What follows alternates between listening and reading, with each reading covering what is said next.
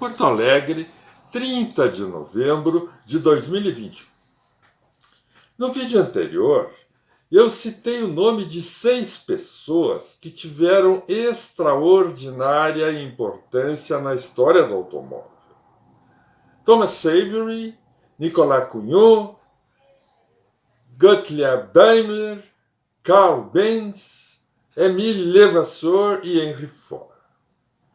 Savery, Cugnot e Levasseur tiveram muita importância, mas ela ficou no passado. Já Daimler, Benz e Ford deixaram legados que permanecem vivos e importantes até hoje. Por isso, pretendo falar mais sobre eles nos próximos vídeos. E hoje será a vez de Daimler.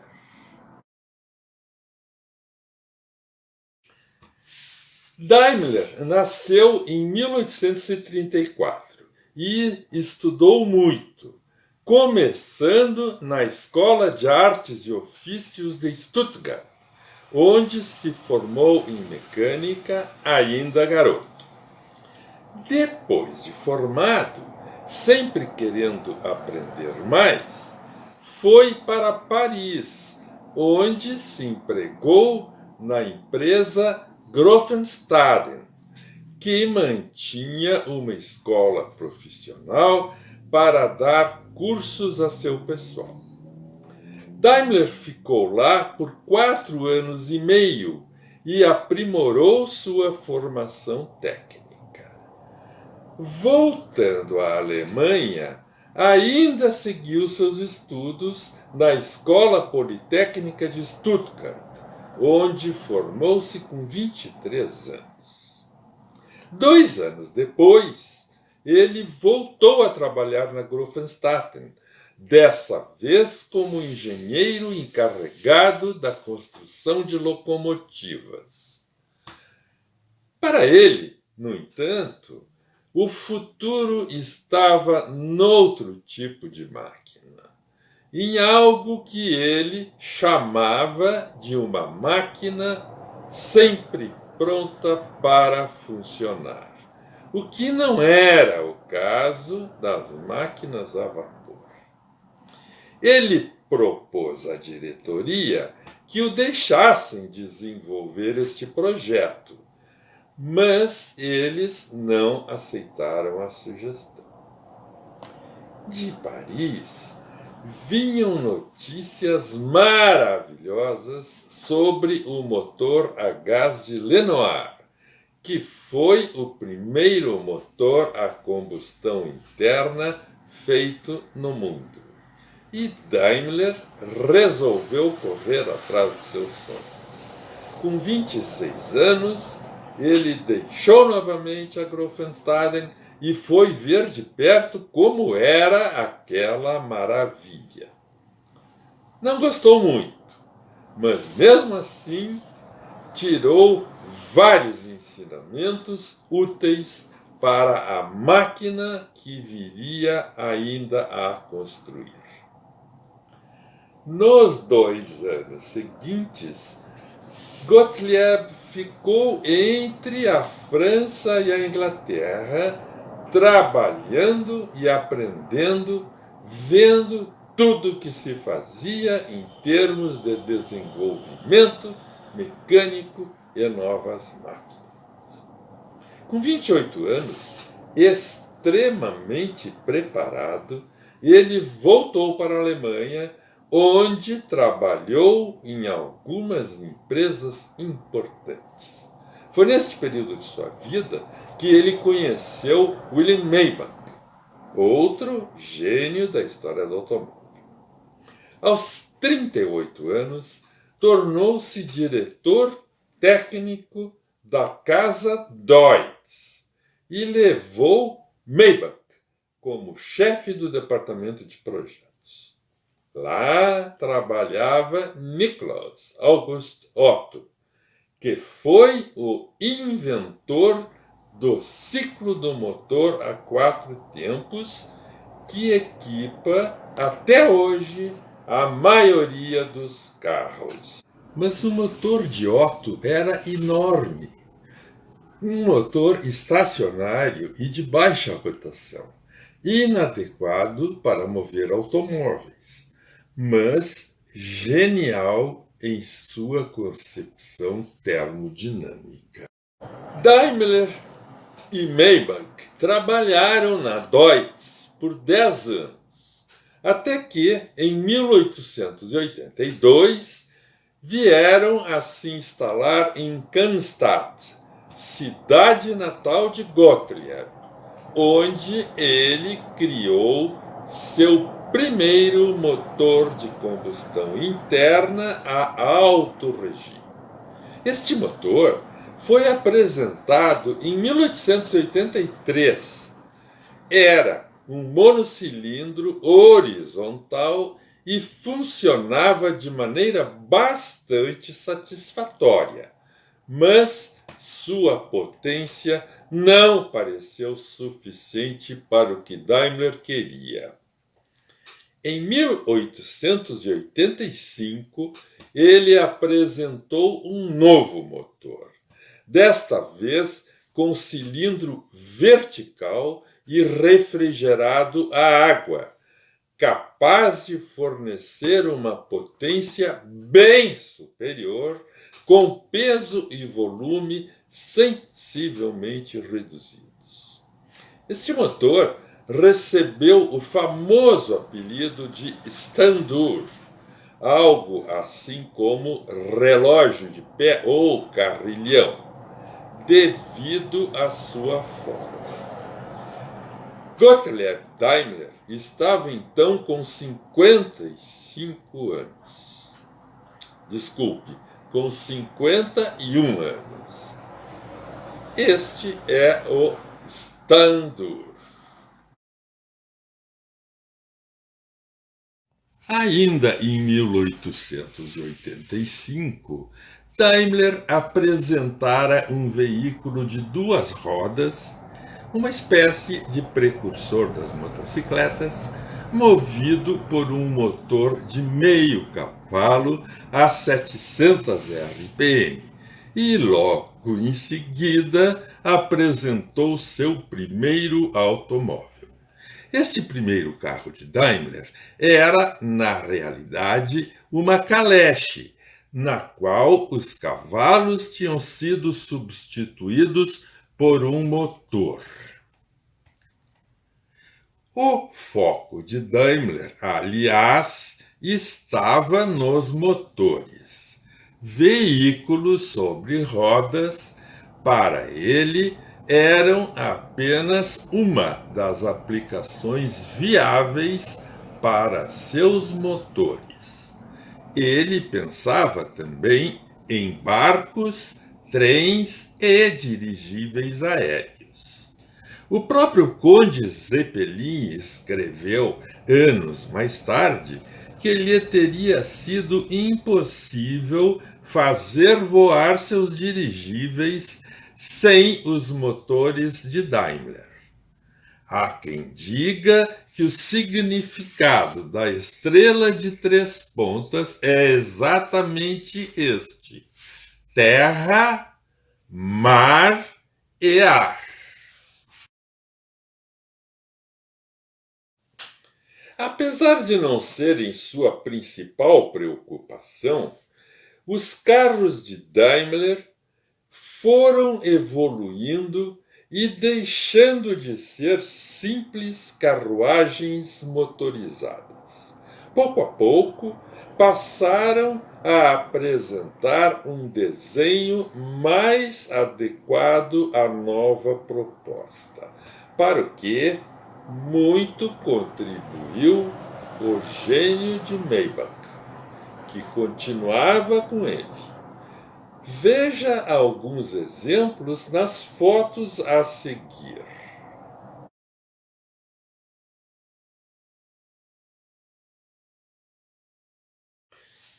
Até aqui, a preocupação de Daimler não era com a velocidade de seus carros. Afinal de contas, Ele vivia em um mundo onde a velocidade sobre rodas nas estradas era de 15 a 20 quilômetros por hora e não variava desde a invenção da carroça puxada a cavalos, coisa de mais de 2000 anos. Muito mais importante lhe parecia aumentar a autonomia do veículo, torná-lo mais facilmente utilizável e reduzir os custos de utilização.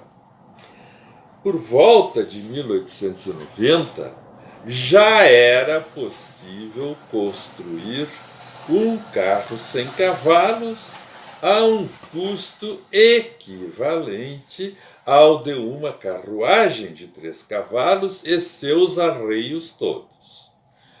Já o custo de manutenção poderia ser reduzido à metade, considerando a necessidade de se manter pelo menos um cocheiro para cuidar dos cavalos, atrelá-los e dirigir o veículo, além do espaço necessário para cocheiras e tudo mais.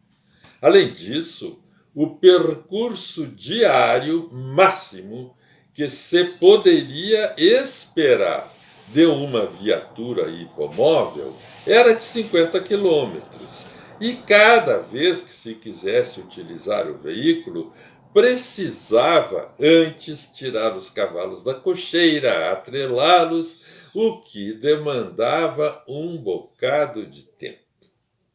Naquela época, uma carruagem de 2 cavalos era o meio de transporte habitual das pessoas ricas. E um de 4 cavalos servia muito bem às muito ricas. Então era perfeitamente lógico pensar que carros movidos a motores de 2 a 5 cavalos de potência abrangeriam todas as necessidades. Claro, carros eram pensados apenas para os ricos que poderiam pagar por eles. As ideias de massificar a produção e democratizar o produto só vieram anos mais tarde com Henry Ford. Durante os primeiros 10 anos, ou seja, até 1895, este foi o raciocínio básico que norteou o desenvolvimento dos carros. Até que, em 1894, teve lugar a primeira corrida de carros sem cavalos, que foi organizada no percurso de 126 quilômetros que separava Paris de Rouen. Participaram nada menos do que 102 veículos movidos por 20 diferentes sistemas de propulsão, e o primeiro a chegar foi um quadriciclo a vapor da marca de Dion Bouton. Os 4 carros seguintes eram movidos a motores a gasolina e todos usavam motores Daimler de 3 ou 4 cavalos. Em segundo, terceiro e quinto lugares chegaram 3 Peugeot e, em quarto, um Panhard Levasseur.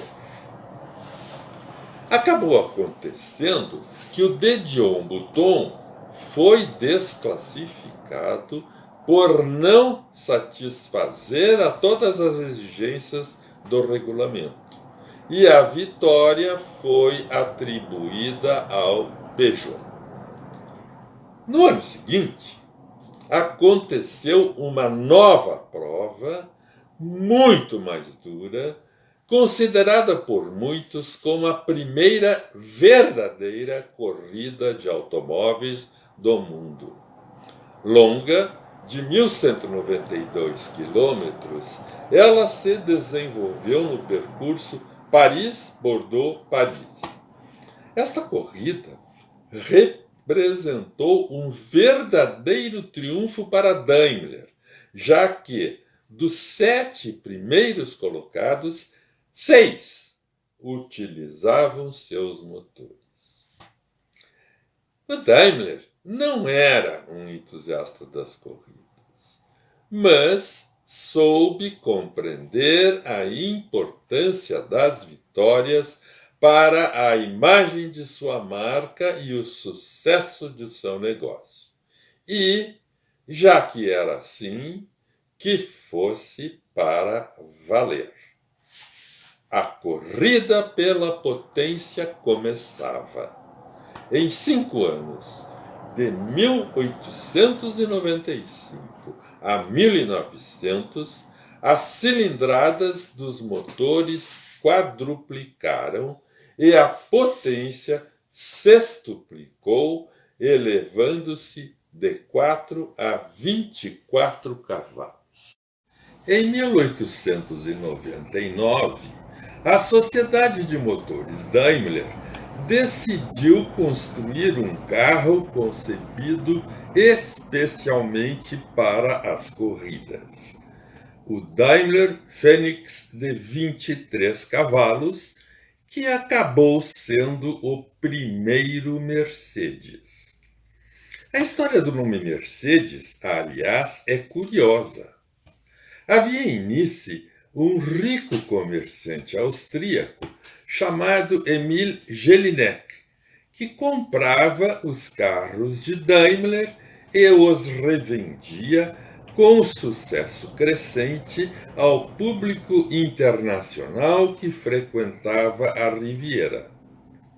Aficionado pelo automobilismo esportivo, comprou um Daimler Phoenix e o inscreveu na prova comemorativa à Semana do Automóvel de Nice de 1899, sob o pseudônimo de Mercedes, que era o nome de sua filha de 11 anos. O carro foi o vencedor da prova. Na qualidade de bom cliente, com influência junto à fábrica, insistiu muito para que Daimler construísse um carro mais potente, com um entre-eixo mais longo e um centro de gravidade mais baixo do que o Fênix de 23 cavalos. O resultado foi o Mercedes de 35 cavalos, do qual ele encomendou 36 exemplares, porém impondo algumas condições.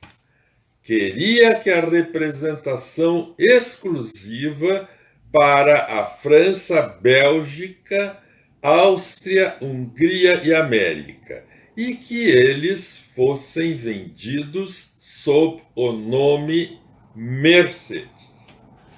O sucesso foi tamanho que a fábrica acabou, a partir de 1902, adotando o nome Mercedes para todos os seus carros. Gottlieb Daimler, já muito doente, assistiu apenas ao início desta produção e faleceu em 6 de março de 1900, com o que aqui acaba a nossa história.